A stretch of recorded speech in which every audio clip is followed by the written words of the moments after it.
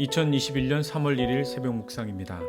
오늘 함께 나눌 하나님의 말씀은 마태복음 19장 17절입니다.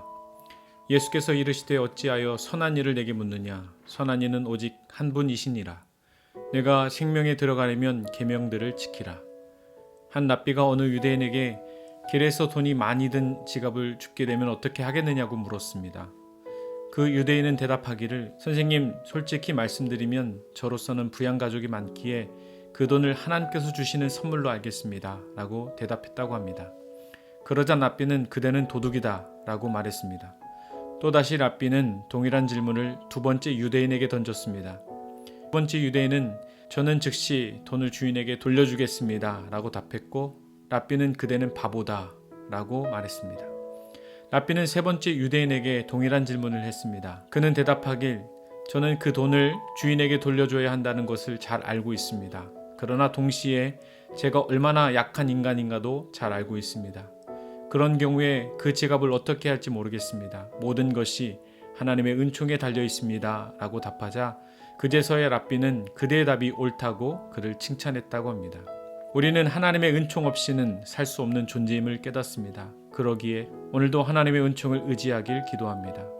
오늘 본문의 이야기는 영생에 대한 물음을 품었던 한 청년이 예수님께 찾아가 어떻게 하면 영생을 얻을 수 있을까를 물었던 질문으로부터 시작됩니다. 이에 예수님의 대답은 생명에 들어가려면 계명들을 지키라고 답해 주셨고, 청년은 이미 모든 계명을 지키었기에 스스로 부족함이 없다고 자부했습니다.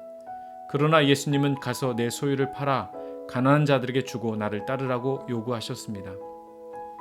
마태는 이 이야기 끝을 이렇게 기록합니다.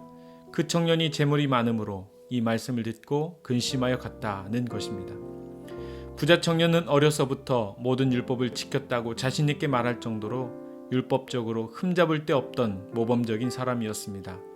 그는 살인하지 말라, 간음하지 말라, 도둑질하지 말라, 거짓 증인하지 말라, 내 부모를 공경하라, 내 이웃을 내 자신과 같이 사랑하라는 하나님의 계명을 빠짐없이 지키기 위해 열심을 보였던 사람이었습니다. 그러나 문제는 예수님을 사랑하는 마음보다 자신이 가진 재물을 사랑하는 마음이 컸고, 영생이 여전히 행위를 통해서 얻어지는 것으로 잘못 이해하고 있었기에 예수님께 다음으로는 무슨 일을 해야 할지를 물었던 것입니다. 사랑하는 성도 여러분, 영생의 조건은 얼마나 많은 선한 일을 했느냐에 달려있는 것이 아닙니다. 또한 어떤 것을 소유하여 얻어지는 것도 결코 아닙니다. 영생은 오직 하나님의 은총으로부터 부여됨을 깨닫게 됩니다. 하나님의 하나님의 선하심이 죄 많은 우리의 허물을 씻어 주셨기에 우리가 구원을 얻어 영생에 참여하게 되었음을 깨닫습니다.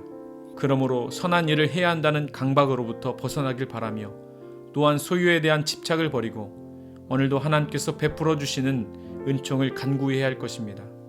오늘도 아무 조건 없이 부르시는 구원으로의 초청에 아멘으로 화답하시는 저와 여러분이 되시기를 주님의 이름으로 기도합니다.